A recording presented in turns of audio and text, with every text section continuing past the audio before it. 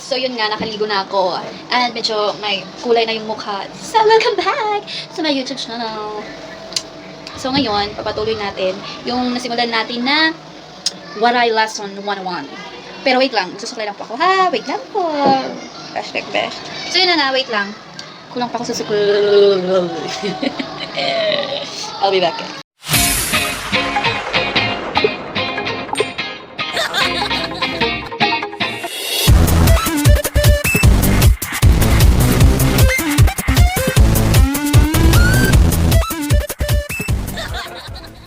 Guys, welcome back. Nakasuklay na ako and all. Yun, with the color and pop. Ew. So, patuloy na natin without further ado. Clear. So, yung simula tayo sa introduction ng name. Basic muna, introduction ng name. Hindi ko alam kung saan ako titingin dito. Bahala na kayo mag-adjust, guys. So, yun nga, simulan natin sa introducing my name. So, hi guys! English muna. Hi guys! My name is Jolife M. Ruano from Barangay Manginoo, Calbayog City, Philippines! Feeling. So, in Waray, hello! Ako ngayon si Jolife M. Ruano. Naka-star ako sa Barangay Manginoo, Calbayog City, Philippines. So, yun yung, ibig sabihin, yung translation. So, himay-himayin natin. Yung yung ako is a pronoun which means I or I am or me. Yan yung first person pronoun. And ako si, tapos pangalan mo. Same with Philip Tagalog din naman. Yung ako si. And then, yung naka-star is yung location, yung place where you're at or saan ka nakatira or where you are living, you know. Sure, naka-star. Star means live, okay? So, next is naka-star sa, meaning sa, same with Filipino, yung sa is sa. Yun, sa. Yung, anong tawag dyan? Verb, basta linking verb din yung in, tama. Yeah, hindi siya, preposition pala, yung in. So, yun yung pagkakaimay. Ako, si Jolife M. Ruano, naka-star sa Barangay Manginoo, Calbayog City, Philippines. Tapos, yung Tagalog is, ako, si Jolife M. Ruano, nakatira po sa, ulit. Then, yung noun naman, yung, so, punta na tayo sa noun, tapos na tayo nag-introduce,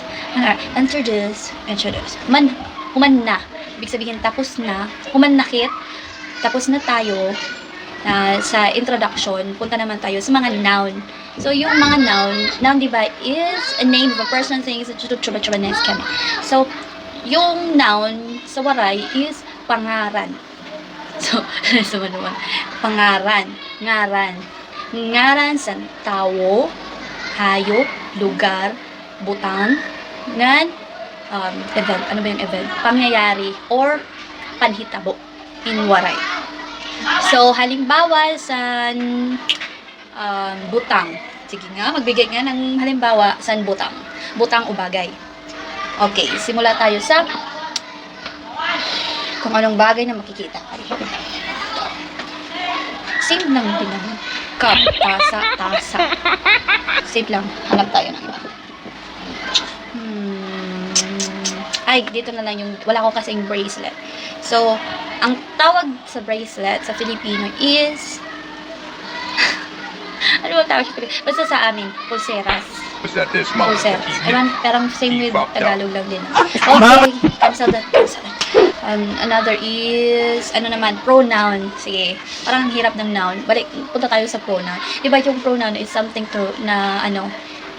you replace the name of a person and noun itself. Yung pinapalitan yung ngalan ng basta yung mga noun pinapalitan. So kagaya ng in English I, in Tagalog ako, sa Waray din is ako. Then meron din iyo, you sa Tagalog iyo, sa amin sa Waray imo. So it is specifically objecting you as in honor.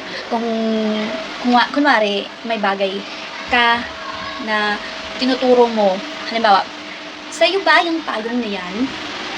In Filipino, in Waray, imo ba ito na payong? Imo. Emo means you. Okay. Am I boring you guys? ang daming,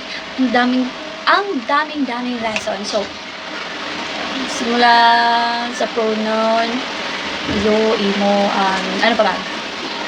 Tayo. Tayo naman. Yung sa Filipino is tayo, sa Waray naman is kami. Kami. Kami. Halimbawa, tayo ang maglilinis sa paaralan ngayon, araw na to. Sa Waray naman, kita yan ang maglimpyo sa eskwelahan. Okay? Kita.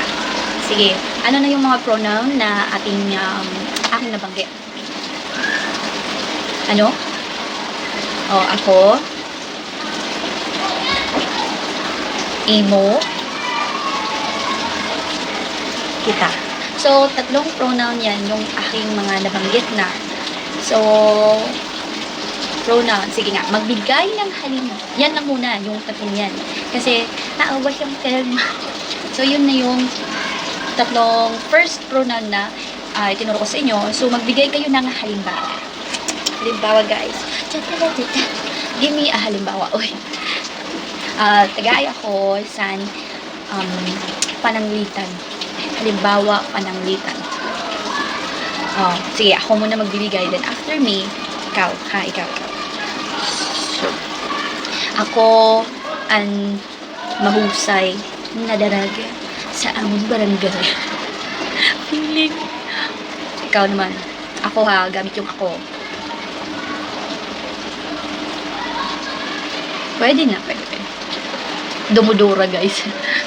Next, emo. Imo la ako. Kaniro. Imo la ako in Pilipinas. Sa'yo lang ako. Iyo. Ikaw naman. Okay. Yung kita or tayo in Philippines. Example. Kita or kami. Same lang yan. By the way, yung kita at kami, same lang yan kasi minsan ginagamit din yan sa Waray, yung kami, tsaka yung kita. Pareho lang din naman sa sa Filipino, wala namang masyadong pagkakaiba. Depende lang sa paggamit sa sentence. So, be careful lang sa kita kapag nagsalita ng Waray Kita is sometimes different with kami. Para silang common eh. Although, hindi sila magkapareho ng ng pronunciation, pero yung paggamit nila is yung meaning nila is same lang silang dalawa. So be careful using kami at saka kita. Halimbawa, specifically kasi yung kita, halimbawa, uy friend, kita ngayon yan insi. Ibig sabihin, uy friend, tayo ngayon yung insi. Yung kami naman, halimbawa, may nagtanong na, sino sa iyo ang sunod na grupo na magre-report? Yung sagot, kami ang magre-report. Parang same with kami, equivalent sa English ng we. You know? We? Kami? So be careful lang. Both are accepted in Waray. Kami at saka kita. Kapag gumagamit ng sentence, be careful lang guys. So yun na nga. Sige. Ikaw naman yung magbigay ng example ng kami at saka kita.